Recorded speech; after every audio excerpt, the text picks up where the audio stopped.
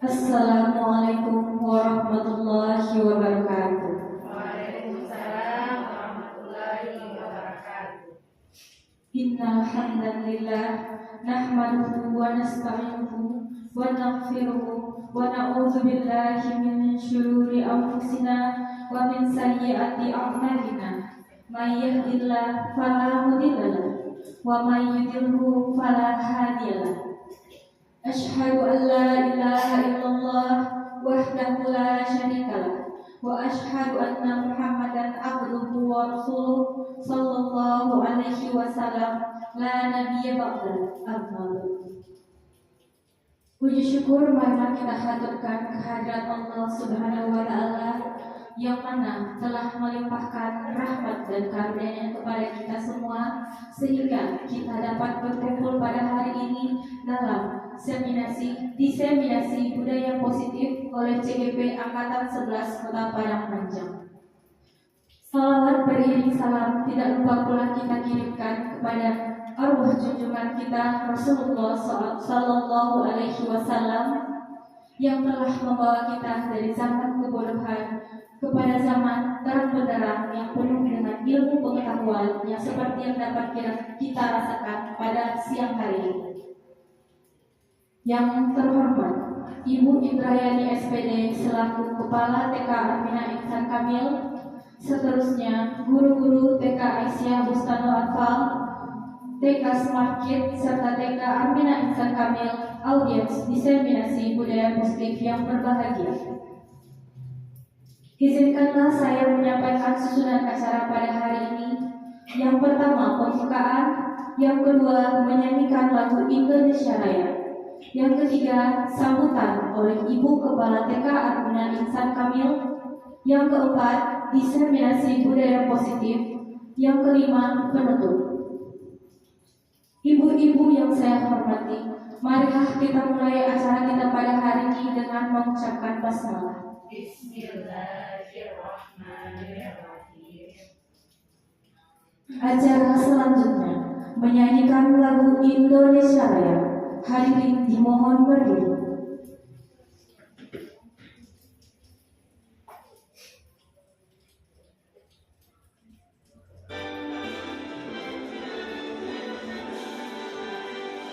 Indonesia tanah airku, tanah tumpah darahku. Di sanalah aku berdiri, jadi pandu ibuku. Indonesia kebangsaanku, bangsa dan tanah airku.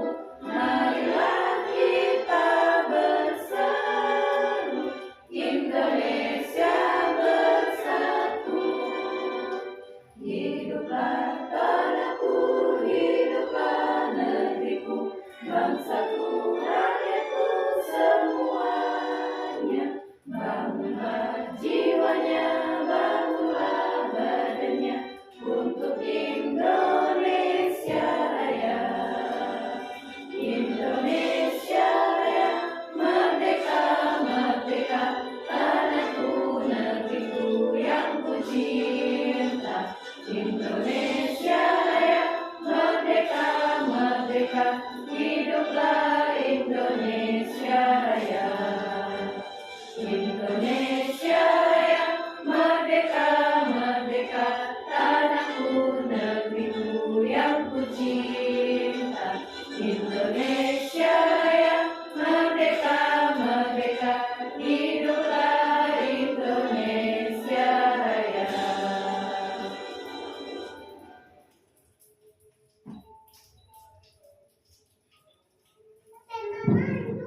Hadirin dimohon duduk kembali.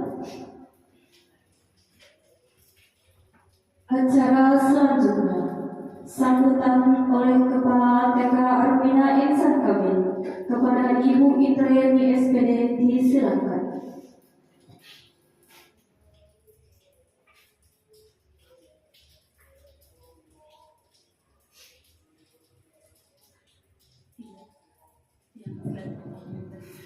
Assalamualaikum warahmatullahi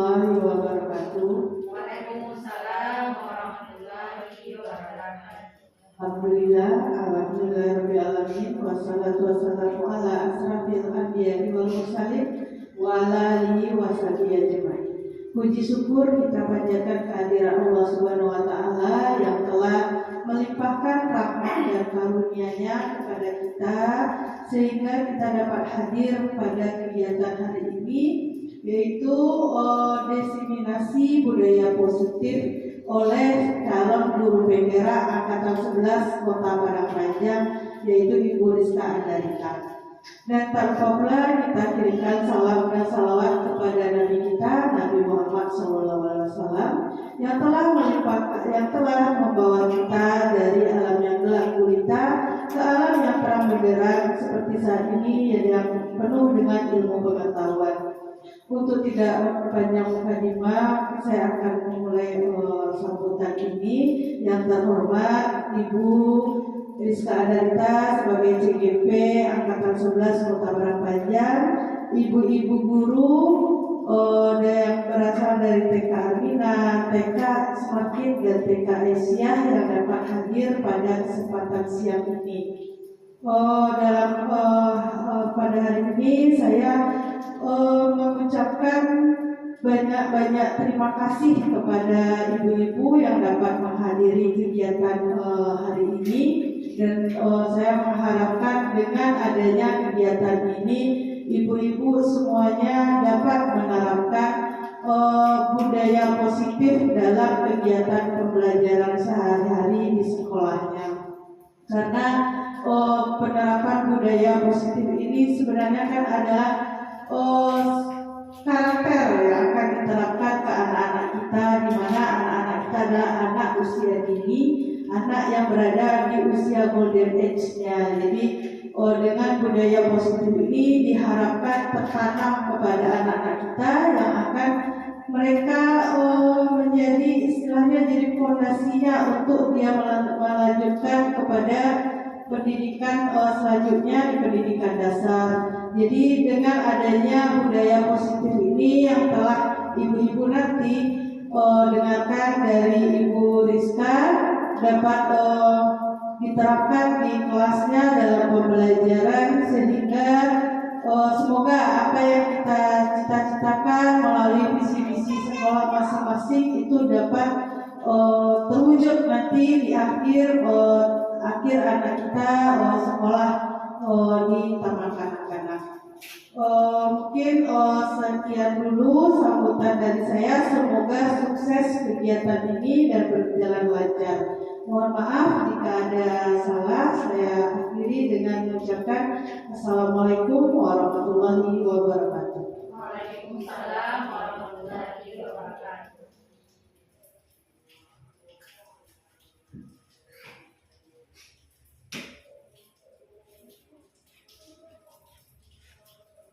Acara selanjutnya, diseminasi budaya positif oleh Ibu Rizka Andarita SPD. Disilakan.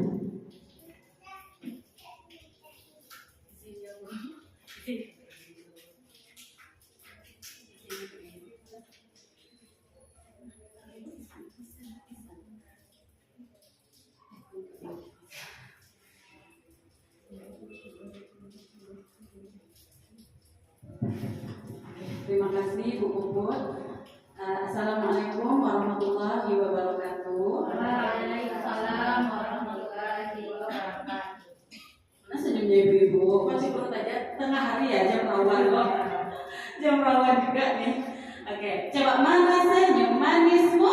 Ini senyum manisku. Oke, alhamdulillah.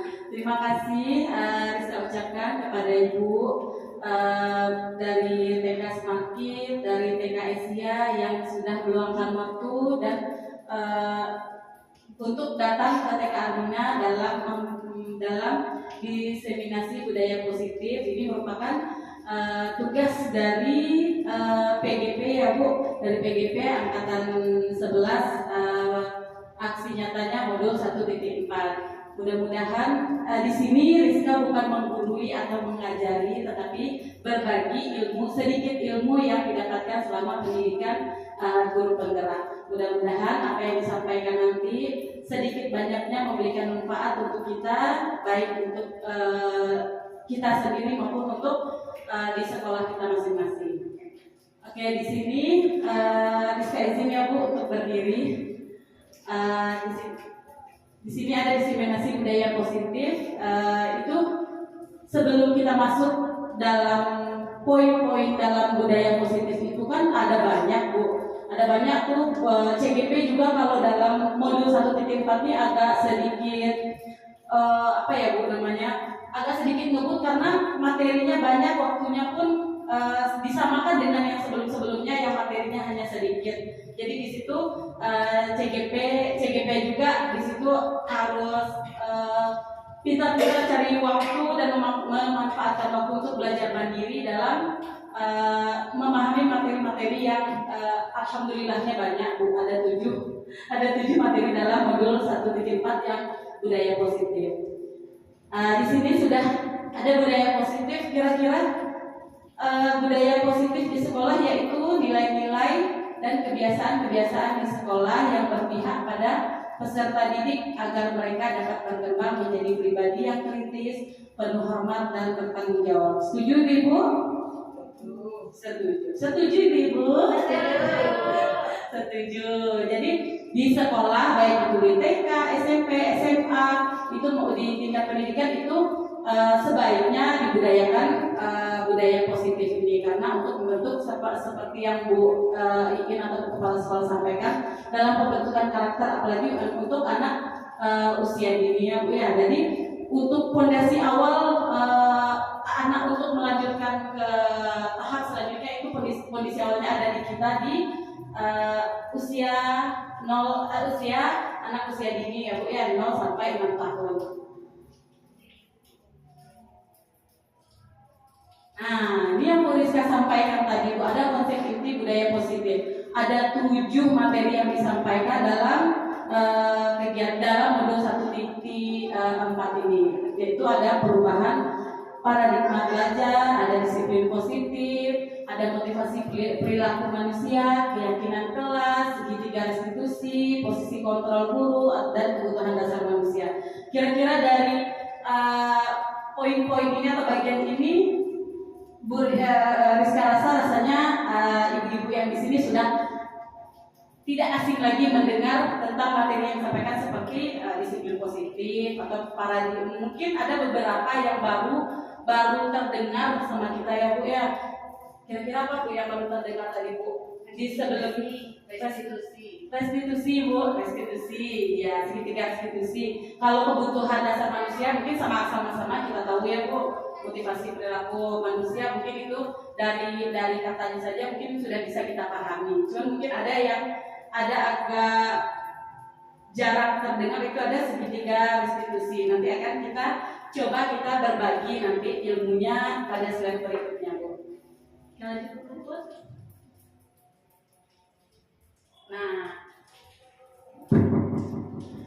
Nah ini pada yang pertama itu ada pembelajaran paradigma baru. Mungkin ini juga sedikit agak jarang terdengar juga sama kita ya Bu. Apa sih pembelajaran paradigma baru?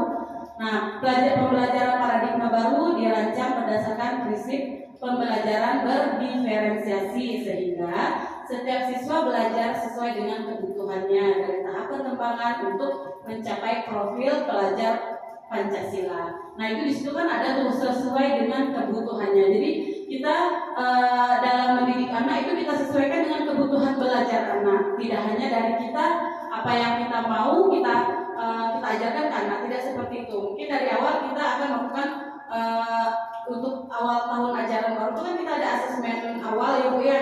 Maksudnya minat belajar anak bagaimana. Kita juga kita berdiskusi dengan orang tua bagaimana latar belakang anak kita di dalam di lingkungan di rumahnya Bu. Jadi di situ nanti kalau orang tuanya bicara misalnya Bu anak saya biasanya di rumah seperti ini Bu dengan temannya. Jadi kita bisa juga menyesuaikan kebutuhan belajar anak yang di sekolah yang di rumah ke sekolah nantinya. Nah dengan untuk mencapai profil pelajar Pancasila. Bu Rizka yakin teman-teman ibu semuanya juga sudah tahu profil pelajar Pancasila. Apa saja itu, Bu? Beriman dan Beriman dan bertakwa. Apa lagi? Kebinekaan global, mengenal diri, bergotong royong, bernalar kritis, dan mandiri, kreatif. Oke. Nah, itu tujuan kita untuk sekarang, Bu. Apalagi kurikulum kita juga sudah berubah kan, Bu, menjadi kurikulum merdeka. Mungkin poin pelajar Pancasila ini adalah tujuan utama kita dalam mendidik anak-anak kita di sekolah. Nanti Bu.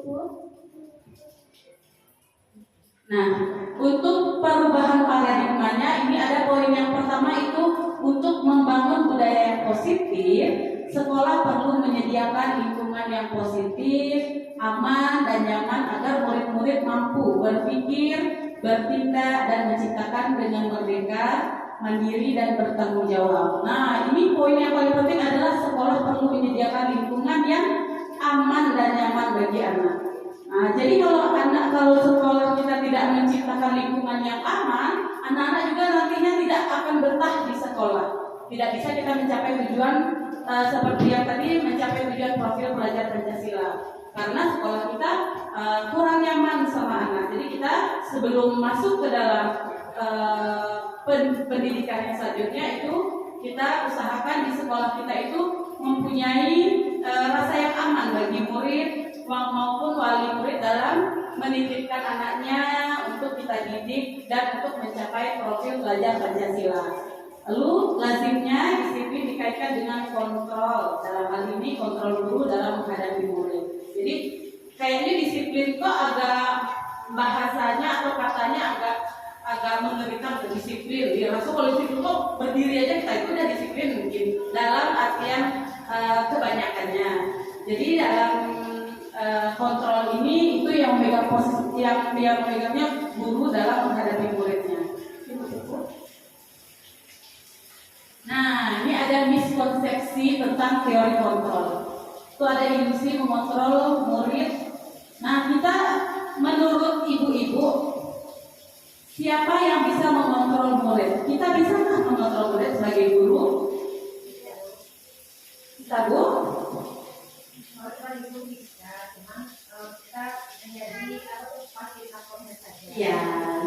Ya, betul Bu Boti. Bisa kita menjadi posisi kontrol sebagai guru. Kita kan dalam mendidik anak kan anak juga harus tahu ada batasannya.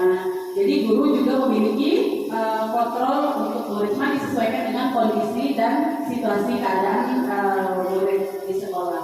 Lalu ada ilusi bahwa kritik dan membuat rasa bersalah mampu menguatkan karakter. Setuju tidak Ibu?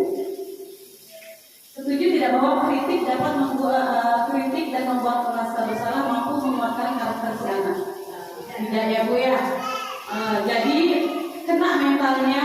Kalau selalu kita kritik, apa yang dikerjakan anak kita kritik, apa yang dibuat anak kita kritik, lalu kita buat rasa bersalah kepada anak, itu tidak menguatkan karakter anak, melainkan merusak mental si anak. Lalu ada ilusi bahwa semua perbuatan positif, efektif, dan bermanfaat. Kira-kira betul nggak Bu ilusinya Bu? Bahwa semua perbuatan positif, efektif, dan bermanfaat.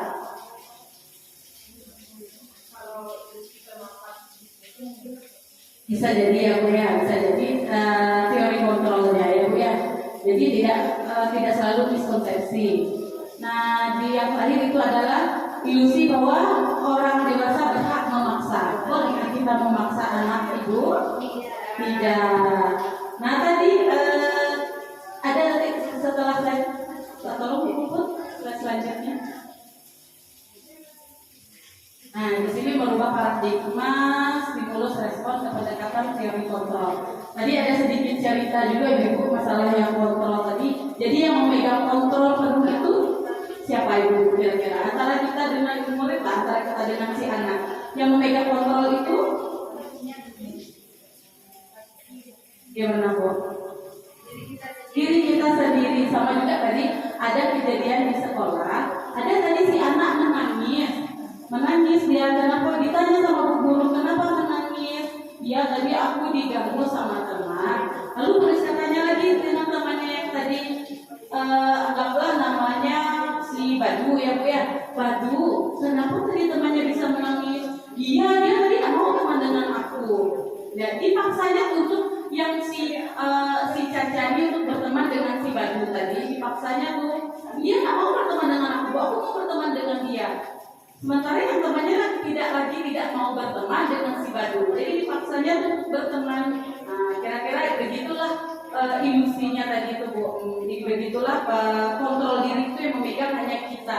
Jadi memaksa bagaimanapun temannya memaksa itu, kalau dia nggak mau berteman ya nggak mau berteman dia. Nah, itu teori kontrol yang stimulusnya itu ada realistis atau realistis atau kebutuhan kita sama. Nah, realistisnya kebutuhan kita berbeda. Sama tidak kebutuhan kita masing-masing? Bu Boti sama Bu Lili sama nggak kebutuhannya? Yang hari ini aja Bu Boti kira-kira kebutuhannya hari ini apa Bu Boti? Mau ke pasar. Kalau Bu Lili mau pulang. Mau pulang. Jadi kebutuhan itu walaupun sama-sama kita di sini, kita mempunyai kebutuhan yang berbeda ya Bu ya. Jadi kebutuhan kita itu walaupun kita teman dekat, walaupun dengan saudara kita mempunyai kebutuhan yang berbeda. Lalu ada semua orang melihat hal yang sama. Setiap orang memiliki gambaran yang berbeda. Lalu kita mencoba mengubah agar orang berpandangan sama dengan kita. Kita berusaha memahami pandangan orang lain tentang dunia. Lalu ada selanjutnya perilaku buruk dilihat sebagai suatu kesalahan. Semua perilaku memiliki tujuan. Jadi kalau contohnya di anak tuh, jadi setiap apapun yang dilakukan anak itu mempunyai alasan atau tujuan mengapa dia berbuat seperti itu. Orang lain bisa mengontrol saya. Nah, teori kontrolnya itu hanya Anda yang bisa mengontrol diri Anda. Lalu saya bisa mengontrol orang lain, Anda tidak bisa mengontrol orang lain. Pemaksaan ada pada saat bujukan gagal. Nah, jadi dibujuk-bujuknya cepatlah, temanlah dengan aku gak mau teman dengan kamu. Cepatlah. Nah, jadi bujukannya berujung gagal, jadi dipaksanya temannya untuk berteman lagi. Capek lah, kita kawan. Lalu yang terjadi apa? Temannya merasa tidak nyaman. Jadinya tidak nyaman juga mereka berdua. Yang Cina dia mau kawan kok, saya nggak mau Bu teman dengan dia Bu. Yang satunya mau berteman dengan dia. Jadi ada pemaksaan. Saat pemaksaannya dibujuk-bujuknya, aku capek kau nggak sama aku, nggak dia Bu. Dipaksa-paksanya itu tidak bisa. Ya orang dia dulu aku capek lah, dia kawan dong. Nah, jadi jadinya sama-sama tidak nyaman antara si A dan si B. Lalu ada model berpikir menang atau kalah. Model berpikir menang. Jadi tidak ada optimis dan ada pesimis. Nah, itu teori kontrolnya itu model berpikirnya menang dan menang. Oke, Bu. Oke. Apa itu disiplin positif? Nah, di sini ya Bu ya, disiplin positif adalah kebiasaan hal yang baik mencakup sikap dan perilaku maupun tutur kata oleh seluruh warga sekolah, terutama bagi murid agar dapat berkembang menjadi pribadi yang kritis, mandiri dan bertanggung jawab. Apakah kita sudah melaksanakan disiplin positif di sekolah, Ibu-ibu? Rasa-rasanya sedikit al-udah ya Bu ya. Kadang kan itu sudah kita laksanakan jauh sebelum mungkin materi yang disampaikan sekarang, jauh sebelum ini kita sudah melaksanakan. Cuma teorinya saja yang kita bacakan sekarang. Bu Rizka juga yakin ibu-ibu di sini sudah banyak pengalamannya dalam mendidik anak-anak dan melakukan disiplin positif. Itu namanya saja disiplin positif. Mungkin kita sudah melakukan lebih mungkin dari itu, apalagi untuk anak usia dini ya Bu ya. Oke, nanti tutup Bu. Nah, di sini Bu. Di sini disiplin positif dan nilai-nilai kebajikan. Disiplin positif dapat juga dimaknai sesuatu yang dilakukan seseorang pada orang lain untuk mendapatkan kepatuhan atau juga dapat disebut dengan kontrol diri. Jadi disiplin positif ini ada poinnya kepatuhan. Jadi kalau anak patuh ada disiplin, maka itu ya Bu ya. Ya. Disiplin positif dapat juga dimaknai sesuatu yang dilakukan seseorang pada orang lain untuk mendapatkan kepatuhan atau juga dapat disebut kontrol diri. Nah, di situ ada kepatuhan. Jadi kalau disiplin itu kan identik kata-katanya dengan patuh, awak harus patuh. Awak disiplin itu patuh. Lagi jo guru atau dengan teman-teman disiplin positif juga harus patuh. Silakan Bu.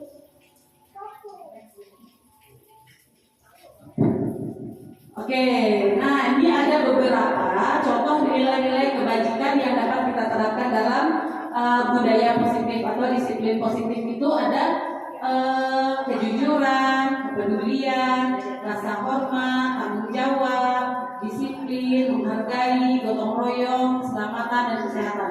Coba ibu-ibu siapa yang bisa membantu Rizka dalam memberikan contoh tentang, boleh dipilih salah satunya, tentang kejujuran atau kepedulian dalam contoh kita sehari-hari di sekolah kita masing-masing.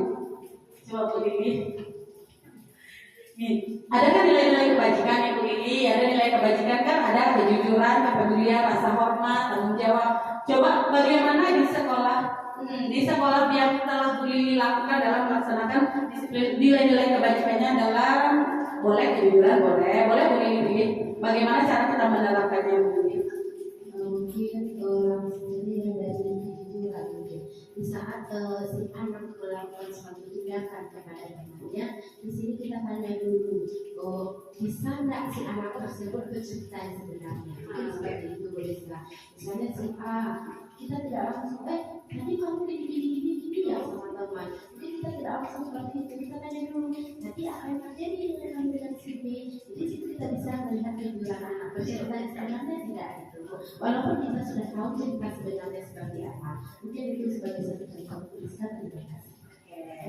Masih ada lagi Bu, tadi kata Bu Lili tentang kejujuran. Jadi kita tidak langsung, kamu berbohong ya, kamu kayak gini. Jadi kita cari tahu dulu Bu, apa ya, betulkah seperti itu kejadiannya. Walaupun kita sebenarnya tahu Bu, apa yang dilakukan si anak, sebenarnya kita tahu. Nah, ada lagi Bu yang mau berpendapat tentang nilai-nilai kebajikan seperti kejujuran, kepedulian, rasa hormat, tanggung jawab. Bu Putri.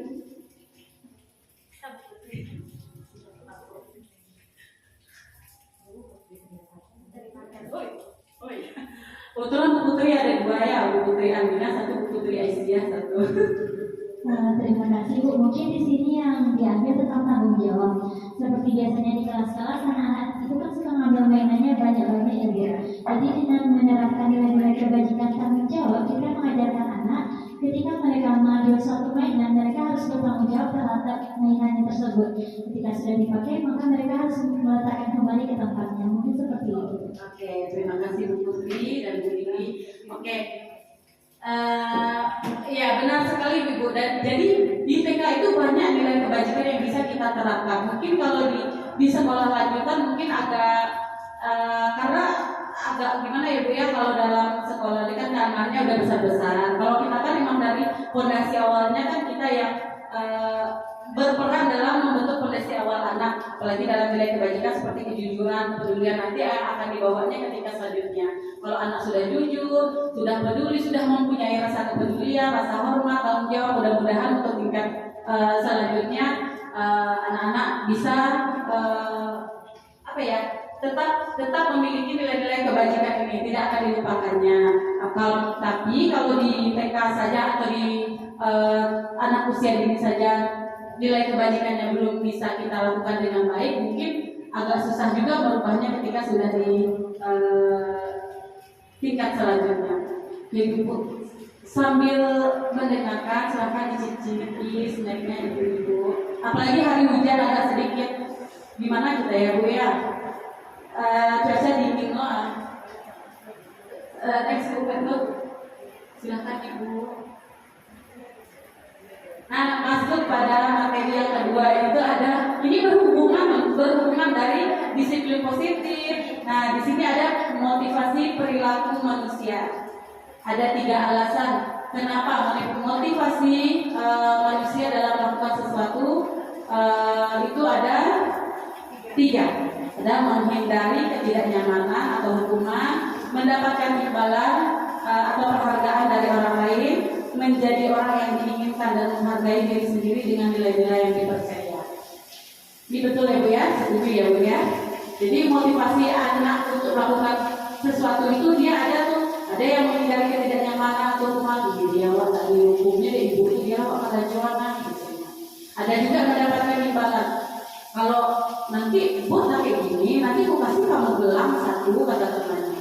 Oh iyalah, aku buat juga lah kayak gini. Dikasihnya tuh gelangnya itu mendapatkan imbalan atau penghargaan dari orang. Wih hebat kamu ya, bisa kamu kayak gitu ya. Contohnya kayak gitu ya Bu ya, dalam pembelajaran di anak usia dini atau di TK. Lalu ada menjadikan orang yang menginginkan dan menghargai diri sendiri dengan nilai-nilai yang dipercayainya. Oke, Bu, next Bu. Nah, ini contohnya Bu, menghindari hukuman. Nih, sama seperti murid bertanya, apa yang terjadi bila saya tidak melakukannya? Hal tersebut merupakan motivasi dari eksternal. Eksternal berarti motivasi dari luar ya. Jadi kalau dia nak melakukan untuk supaya dia nak apa yang terjadi jika saya tidak melakukannya, pasti ada yang ditakutkannya itu ada sesuatu yang akan terjadi kalau dia tidak melakukannya. Sama seperti apa ya Bu ya, kalau di TK mungkin tidak ada, mungkin anak kita tidak banyak memberikan hukuman ke anak atau malah tidak boleh memberikan hukuman kepada anak. Itu mungkin di tingkat selanjutnya itu seperti tidak melakukan piket. Kalau dia tidak piket, apa yang terjadi kalau dia piket? Kalau dia tidak menyapu lah, lupa yang menyapu, dia akan mendapat hukuman. Apa yang terjadi bila saya tidak melakukannya? Ya dihukum. Nah, itu motivasi eksternal dari luar itu ya. Ada mendapatkan imbalan dan penghargaan dari orang lain. Jadi murid bertanya, apa yang akan saya dapatkan apabila saya dengan temannya tadi, kalau tolong aja, tolong buka ini. Kalau aku bukanya mau kasih aku apa? Kan banyak anak-anak TK yang seperti itu ya Bu ya. Apalagi dia rayu-rayunya sama aku punya ini, besok mau kasih lah kamu ini. Tapi kamu kayak gini dulu ya. Nah, jadi ada dia mengharapkan atau mendapatkan imbalan dan penghargaan dari orang lain. Hebat kamu ya, hebat ayah kamu ya. Begitu ya Bu ya. Lalu menjadikan orang lain orang yang diinginkan dan menghargai diri sendiri dengan nilai-nilai yang dipercaya. Itu murid bertanya, akan menjadi orang seperti apa saya jika saya itu dari dalam dirinya sendiri. Kalau yang tidak belajar mungkin itu kalau pembelajaran itu kalau anak jawab PR itu otomatis warna nanti kalau atau nanti di kelas saat guru lagi mengajar apa yang akan terjadi kepada saya, berarti takutnya dia nantinya tidak mengerti, berarti yang dari dalam menghargai diri sendiri ya Bu ya. Hal tersebut merupakan motivasi internal, jadi dari diri anak sendiri. Ini ini kesimpulannya Bu. Kesimpulan dari teori motivasi berdasarkan ketiga alasan tersebut, tindakan pendisiplinan dengan melakukan hukuman atau memberi imbalan bisa disebut motivasi eksternal dan hal tersebut tidak akan bertahan lama.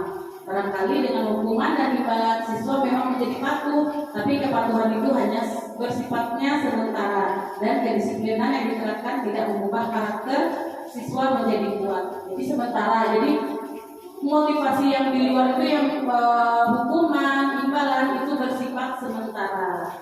Nah itu kesimpulan dari teori motivasinya. Oke Bu, silakan dinikmati snacknya Bu Nurul, Bu Lili, Bu Pupu, Bu Oti, Bu Tri, Bu Winda, Bu Ria, Bu Ana, Bu Iki, Bu Putri, anugerah Putri. Oke, masih semangat nggak Ibu? Cuacanya mendukung untuk tarik selimut ya Bu ya, hari hujan, cuacanya seperti ini dingin, sejuk, adem, direngkel sudah. Jangan ngantuk juga ya Bu. Oke lanjut Bu Puput. Satu semangat tawa dulu nah. Coba semangat dan minum kita udah tahu semuanya kan Bu. Oke. Jadi sama-sama Bu Ria.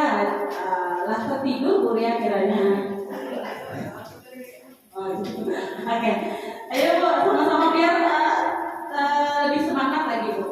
Tepuk semangat dan minum. Dan ding ding ding ding, dung dung dung dung, dan ding ding ding ding, dung dung dung dung. Aha aha na, aha aha na, aha aha semangat. Oke, tepuk tangan untuk kita semua Bu. Lanjut Bu, Put. Nah, masuk yang ketiganya tentang kebutuhan dasar manusia. Coba itu ada seperti kita ngisi apa Bu, TPS ya Bu. Ada 5 poin tuh Bu. Kira-kira siapa yang bisa membantu Rizka dalam mengisi huruf yang hilang? Bu Boti. Yang pertama. Kalau untuk saya satu itu kesenangan mungkin aku kesenangan, 2 cinta dan kasih sayang, 3 kebebasan, 4 penguasaan, 5 bertahan hidup. Mungkin ya Bu. Oke, nanti kita cek ya Bu. Ada yang berpendapat yang lain? Pas. Coba kita lihat. Yuk Bu Puput, step. Oke, betul, tepuk tangan untuk Bu Boti.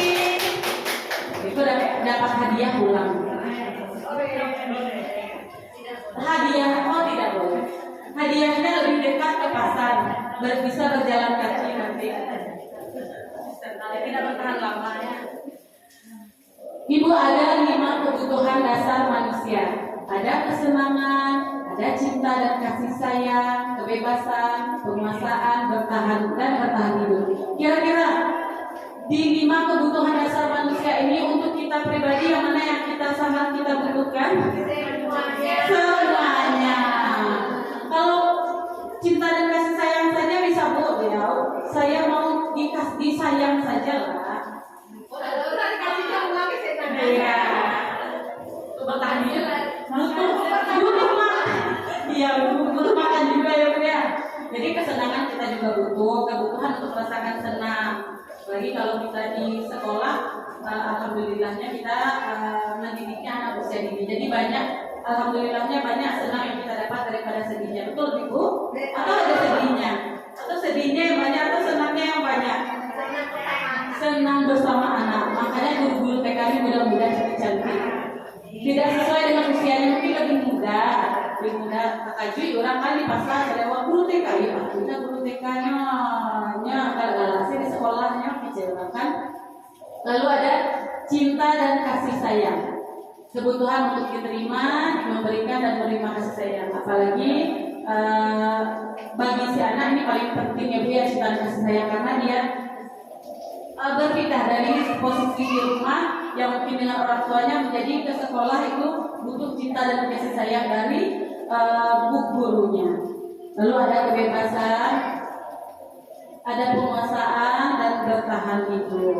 Nah, bertahan hidup ini kebutuhan bersifat fisiologis, ada kesehatan, rumah, makan dan rasa aman. Jadi yang penting kalau ada cinta dan kasih sayang tapi awak tidak sehat, mungkin agak kurang loh kebutuhan hidup awak. Atau kalau kita udah dicintai dan dikasih sayang sama orang yang terkasih, tapi kita tidak merasakan kebebasan, bagaimana Ibu? Kurang juga kenikmatan hidup, kata Bu Boti. Ya, di sini aja lah saya, kata udah dinikmatkan Bu. Di sini aja ada satu mana-mana, bisa bebas mencari kesenangan juga kita keluarkan Bu. Oke, silakan Bu, next Bu. Nah, ini dari kebutuhan hidup tadi bisa kita menjadikan disiplin dengan pendekatan restitusi. Jadi kita sudah tahu kebutuhan hidup manusia itu bisa kita membuat bagaimana caranya dalam menanamkan disiplin pada murid. Oke, lanjut tuh. Nah, dengan restitusi ini tadi yang puput ya, tadi agak jarang terdengar dengan kata restitusi. Restitusi itu kalau kita melihat di Google itu berhubungan dengan hukuman atau ganti rugi, berhubungan dengan polisi. Kita berbuat masalah, nantinya kita akan membuat restitusi itu. Kalau di Google itu artinya mengganti rugi atas kesalahan yang kita buat. Kalau di sini juga dalam budaya positif itu merupakan proses menciptakan kondisi bagi peserta didik untuk memperbaiki kesalahan mereka sehingga mereka bisa kembali pada kelompok mereka dengan karakter yang lebih kuat. Jadi ini membantu kita untuk mencarikan solusi agar atau memperbaiki kesalahan yang mereka buat dengan restitusi ini ya Bu ya. Jadi mereka bisa kembali kepada kelompok mereka dengan karakter yang lebih kuat. Jadi tidak ada takut-takutnya. Jadi bisa kita nanti ada di 5 posisi kontrol, bisa kita menjadi teman juga buat si anak dalam memperbaiki kesalahan, tidak menjadi seperti penghukum kita nanti. Silakan buat next Bu. Nah, ini ciri-ciri restitusi. Ada poin yang pertama, ada menguatkan dan fokus pada solusi. Lalu fokus pada karakter, bukan tindakan. Lalu yang ketiga, bukan menebus kesalahan, melainkan belajar dari kesalahan. Yang keempat itu ada tawaran, bukan paksaan. Yang kelima, memperbaiki hubungan. Jadi sebaiknya restitusi itu yang ada poin-poin ini Bu, menguatkan dan fokus pada solusi. Jadi kita cari solusi bukan menyalahkan anak, apalagi kalau anak bermasalah. Itulah kamu udah dibilang kayak gini, kamu udah dibilang kayak gitu, kan kayak gini jadinya. Bukan kayak gitu ya Bu ya. Jadi kita fokus kepada solusi agar masalahnya cepat selesai. Lalu fokus pada karakter, bukan tindakan. Tindakannya agak tidak enak kalau kita lakukan tindakannya berupa perbuatan atau dengan berupa tindakan. Fokus pada karakter. Jadi karakter kita memahami, kita kan tahu karakter murid kita, bagaimana cara kita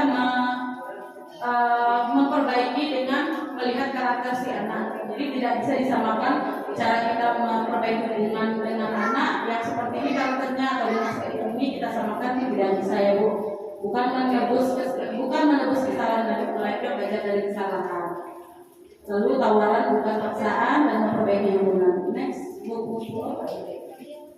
Nih ada perbedaan hukuman dan konsekuensi. Tuh, ada hukuman sesuatu yang menyakitkan harus terjadi.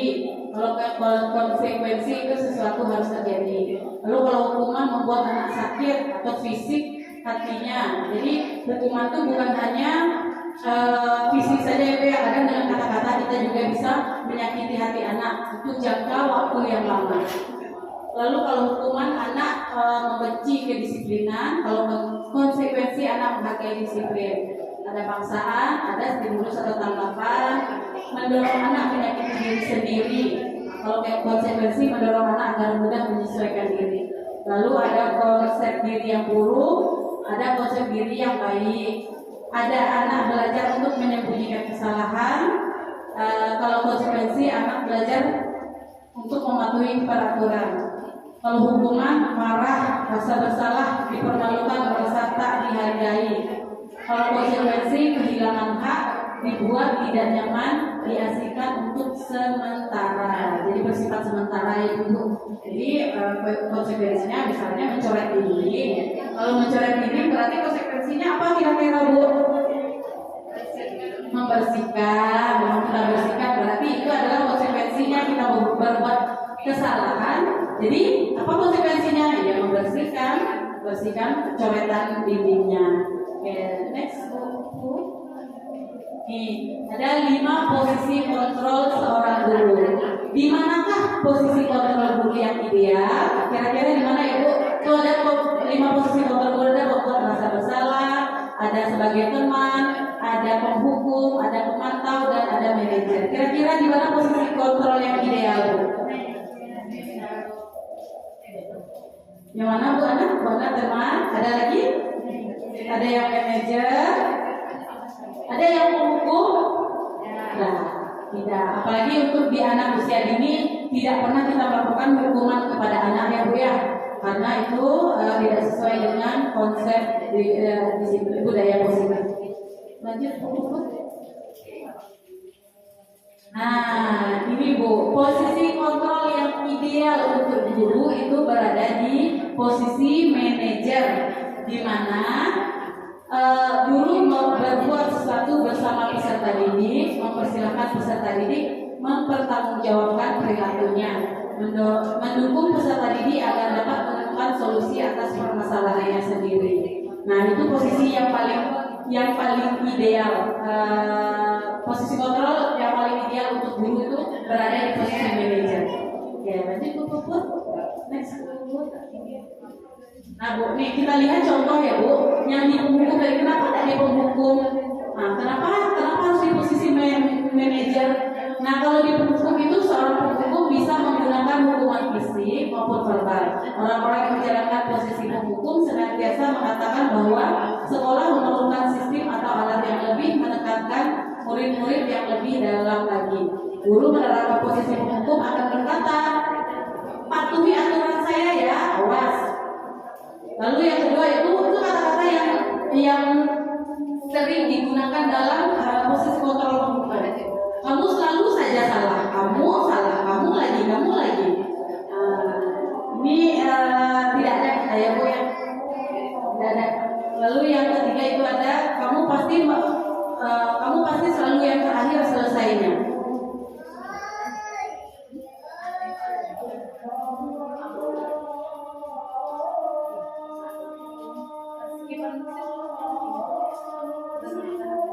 Oke Bu, kebetulan orang ada azan, kita dengarkan azan dulu ya Bu. Oke Bu, kita lanjut ya Bu.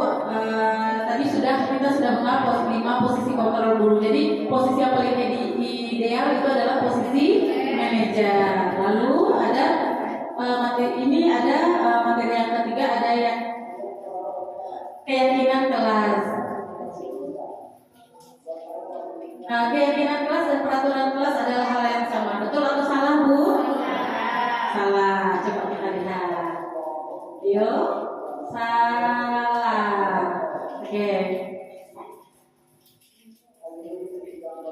Kenapa salah Bu? Keyakinan kelas adalah kesepakatan yang dibuat bersama antara guru dan siswa untuk menciptakan lingkungan belajar yang positif dan produktif di dalam kelas. Sedangkan peraturan kelas di sisi lain biasanya dibuat oleh guru tanpa melibatkan anak.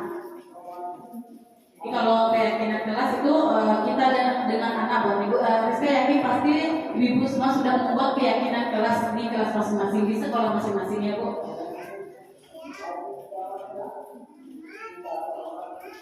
Nah, ini ya Bu. Keyakinan kelas adalah nilai-nilai kebajikan atau prinsip universal yang disepakati bersama secara universal, lepas dari latar belakang suku, negara, bahasa maupun agama. Itu yang tadi saya sampaikan, itu yang kita buat bersama-sama dengan anak. Kalau untuk keyakinan kelas kita buat bersama, kalau keyakinan sekolah juga kita buat bersama dengan warga sekolah ya Bu ya. Nah, kira-kira diurutkan langkah-langkah utama dalam menetapkan keyakinan kelas serta pendalamannya. Ada berdiskusi mengenai gambaran perilaku yang mencerminkan keyakinan kelas, berdiskusi memunculkan. Ini masih acak nih Bu. Kira-kira peraturan yang mana yang pertama Bu? Oke, berdiskusi itu yang pertama. Yang kedua? Oke, Puput terima di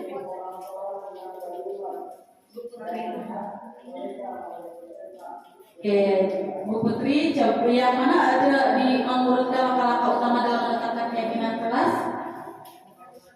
Yang pertama mungkin berdiskusi memunculkan peraturan-peraturan yang perlu ditaati warga kelas. Iya, yang kedua Bu Lili?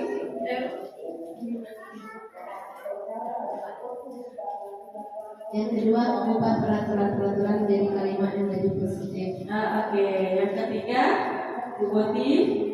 Yang ketiga, berdiskusi memunculkan peraturan-peraturan yang ditaati warga kelas. Nurul. Yang keempat Nurul. Tidak ada betul hafalannya. Nanti kita sama-sama kita lihat yang mana yang betul. Sepertinya mengenai gambaran penyakit. Ah ya. Oke. Lalu yang kelima, Bu Ria, yang kelima.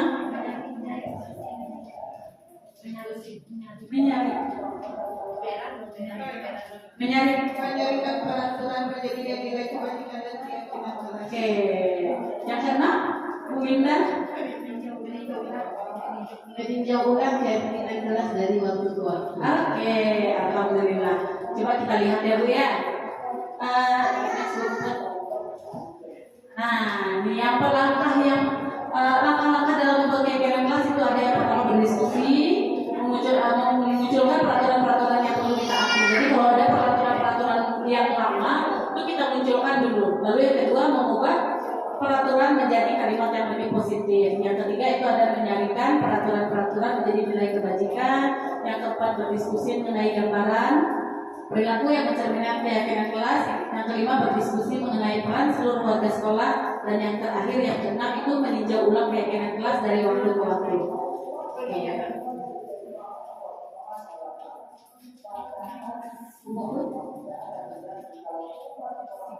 Nah, ini dia segitiga restitusi.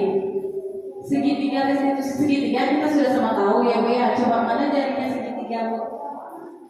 Segitiga. Oke, itu adalah segitiga. Ada yang di atas, di tengah, ada yang kiri dan kanan, di bawah. Ini Bu ada segitiga restitusi. Di segitiga ini ada validasi tindakan yang salah, menanyakan keyakinan dan menstabilkan identitas. Jadi yang paling bawah itu kita stabilkan identitasnya dulu, lalu memvalidasi tindakan yang salah, baru kita menanyakan keyakinan kelas. Nih, sepertinya Bu ya, kamu tentu punya alasan mengapa melakukan itu. Lalu yang kedua, ada cara yang lebih efektif untuk mendapatkan apa yang kamu butuhkan. Nah, itu dalam memvalidasi tindakan yang salah. Lalu ada yang menstabilkan identitas itu yang pertama ya Bu ya, setiap orang pasti pernah melakukan kesalahan. Kamu bukan satu-satunya yang pernah melakukan kesalahan. Lalu setelah distabilkan identitasnya itu kita validasi tindakan yang salah. Kita tanyakan alasannya. Kamu pasti punya alasan mengapa melakukan itu. Lalu kita tanyakan lagi keyakinannya. Keyakinan kelas apa yang telah kita sepakati, atau kamu ingin menjadi orang seperti apa? Seperti itu ya Bu ya. Next Bu. Itu yang pertama tuh Bu. Dan jadi langkah-langkahnya itu ada menstabilkan identitas dulu. Jadi teori kontrolnya kita semua akan melakukan hal yang terbaik yang bisa kita lakukan. Lalu yang kedua ada validasi tindakan yang salah.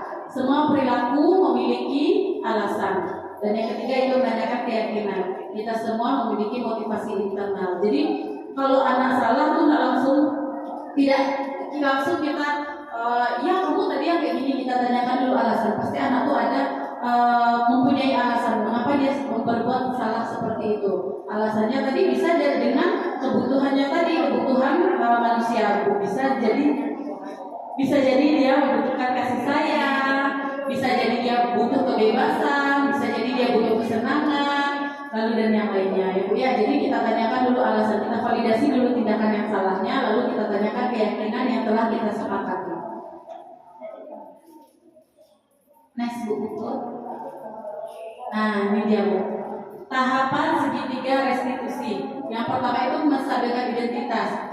Ini kata-kata yang bisa kita pakai Bu ya. Berbuat salah itu tidak apa-apa.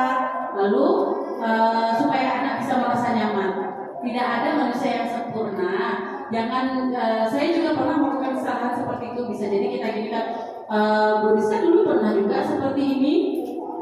Atau kita bisa selesaikan ini. Jadi anak tidak tertekan dalam kalau kita menanyakan kesalahan si anak. Jadi anak bisa menjadi dengan luasa, dia bisa bercerita ya Bu ya. Jadi ada bapak ibu, bapak atau ibu tidak tertarik mencari siapa solusi, mencari siapa yang salah, tapi bapak ibu ingin mencari solusi. Jadi kalau ada anak yang masalah, keduanya kita tanyakan. Boleh kita tanyakan satu dulu, kalau nggak bisa rasanya berdua kita tanya langsung, terus kita tanya satu-satu dulu.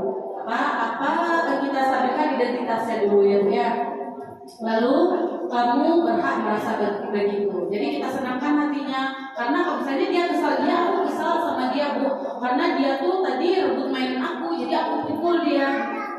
Kamu berhak merasa seperti itu.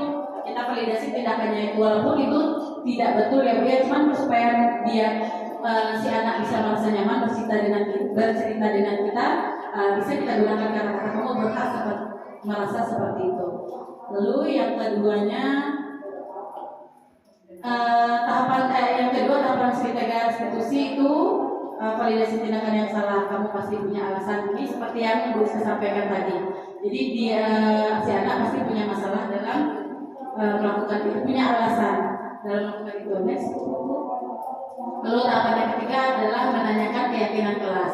Itu yang terakhir dalam tahapan segitiga restitusi. Jadi keyakinan kelas apa yang telah kita sepakati, atau kamu mau jadi orang seperti apa. Jadi dengan kita stabilkan dulu identitasnya, lalu kita validasi tindakan yang salah, dan yang terakhir itu kita tanyakan keyakinan kelas. Apalagi kalau di kelas kan kita punya keyakinan kelas atau kesepakatan kelas. Kalau di kelas mereka berbuat salah, kita tanyakan tadi keyakinan kelas kita tadi apa, masih ingat tidak?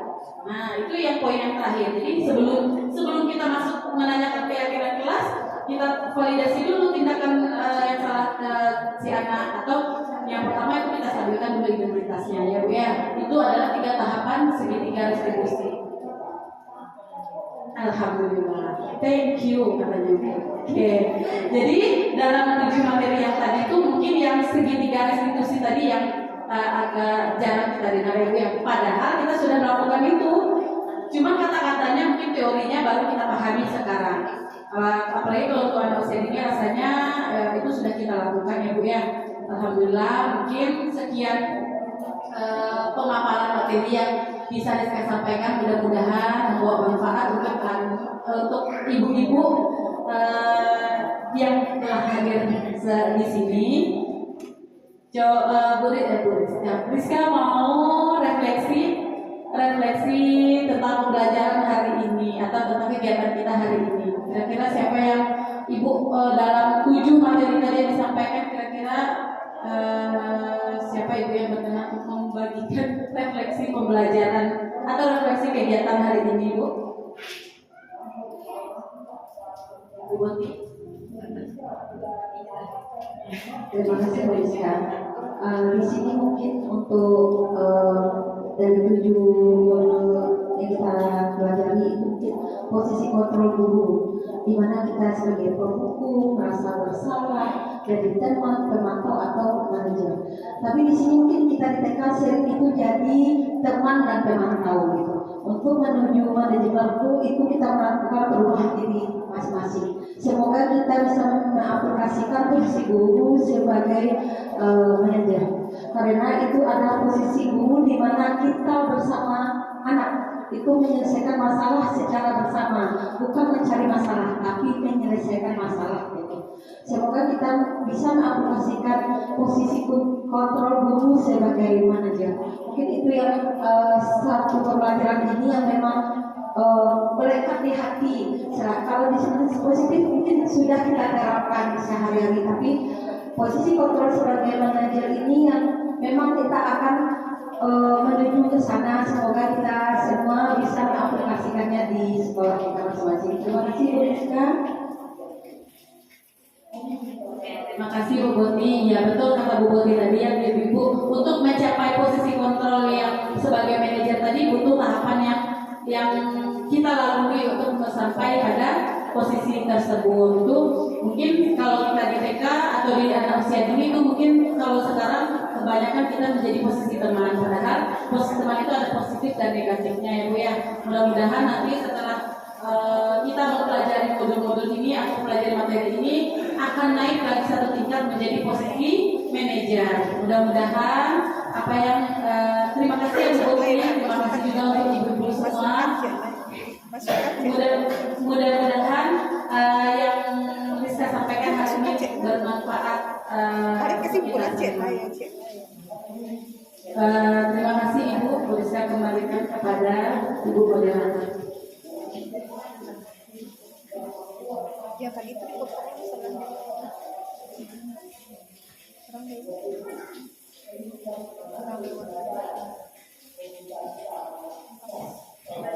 pas.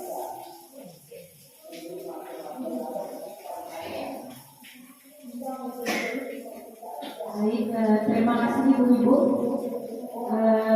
Itulah tadi diseminasi budaya positif oleh Ibu Rizka Azhari PSPD. Kita beri tepuk tangan yang meriah untuk Ibu. Nah, tadi ternyata materi yang disampaikan oleh Ibu Rizka sangat bermanfaat sekali ya bagi kita semua.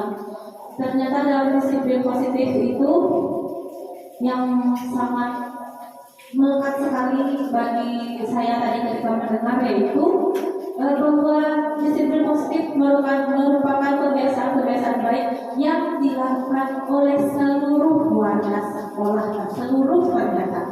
Kadang-kadang mungkin kita hanya menerapkan disiplin positif, menekankan kepada anak saja, tapi ternyata kita sebagai guru tidak melaksanakan. Nah, semoga setelah pemaparan dari Bu Rizka tadi, mindset kita yang selama ini semoga bisa berubah dan kita bisa melaksanakannya di lembaga kita masing-masing. Itulah diseminasi budaya positif hari ini. Semoga dapat kita laksanakan di lembaga kita masing-masing. Untuk menutup kegiatan kita pada hari ini, marilah kita ucapkan hamdalah.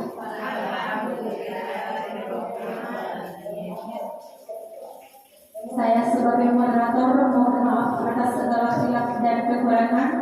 Saya akhiri wabillahi taufik wal hidayah. Assalamualaikum warahmatullahi wabarakatuh.